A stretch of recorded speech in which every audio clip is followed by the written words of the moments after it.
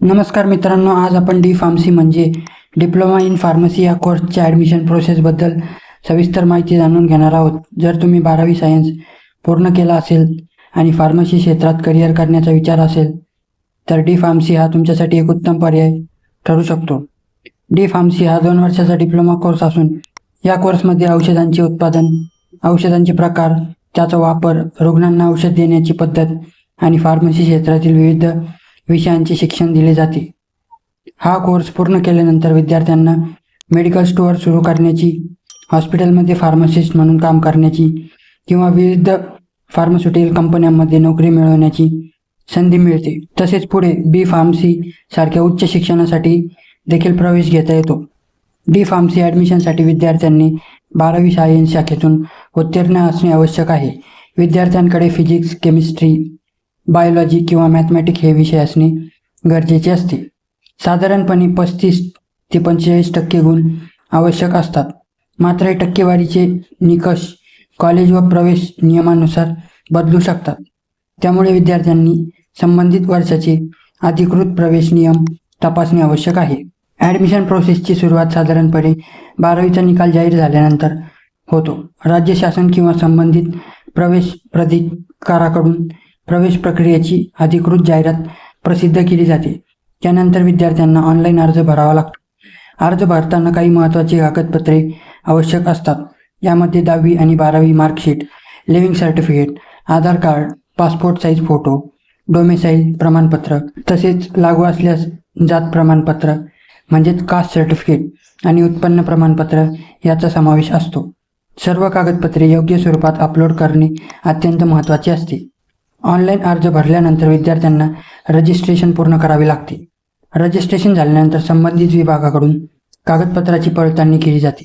विद्यार्थ्यांनी भरलेली माहिती आणि अपलोड केलेली कागदपत्र योग्य असल्यास अर्ज कन्फर्म केला जातो. अर्जामध्ये कोणतीही चूक असल्यास ती दुरुस्त करण्यासाठी सूचना दिल्या जाऊ शकतात.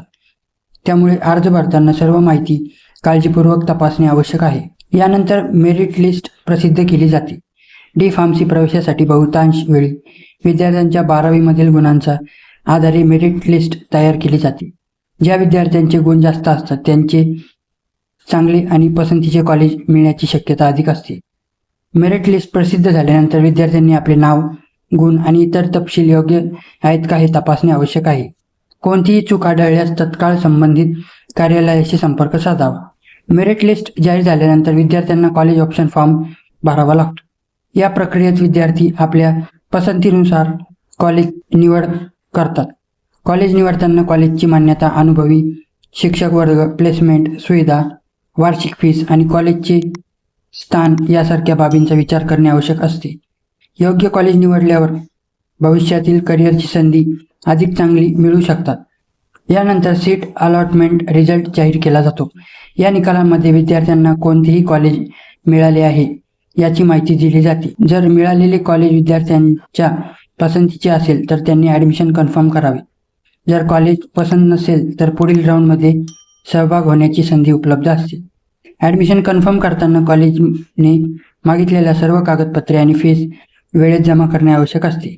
डी फार्मसीची फीस कॉलेजनुसार वेगवेगळी असते. सरकारी कॉलेजमध्ये फीस तुलनेने कमी असते तर खाजगी कॉलेजमध्ये ती जास्त असू शकते. त्यामुळे ॲडमिशन घेण्यापूर्वी संबंधित कॉलेजची फी स्ट्रक्चर, शिष्यवृत्ती योजना आणि इतर खर्च याची माहिती घेणे आवश्यक आहे. डी फार्मसी पूर्ण झाल्यानंतर विद्यार्थ्यांसाठी अनेक करिअर संधी उपलब्ध होतात. विद्यार्थी स्वतःचे मेडिकल स्टोअर सुरू करू शकतात, हॉस्पिटलमध्ये फार्मासिस्ट म्हणून काम करू शकतात, फार्मास्युटिकल कंपनीमध्ये नोकरी करू शकतात किंवा पुढील शिक्षणासाठी बी फार्मसीमध्ये प्रवेश घेऊ शकतात. फार्मसी क्षेत्रात सतत वाढणारे क्षेत्र असल्यामुळे या क्षेत्रात रोजगाराच्या अनेक संधी उपलब्ध आहेत.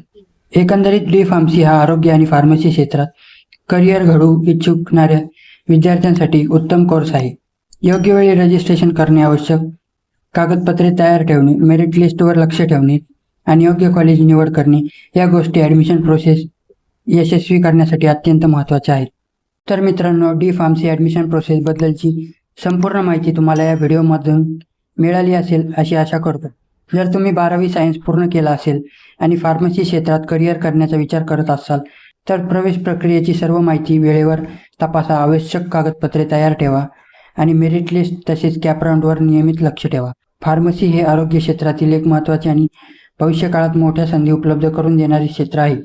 यामुळे योग्य माहितीच्या आधारावर निर्णय घ्या आणि आपल्या करिअरचा वाटचाल आत्मविश्वासाने सुरू करा.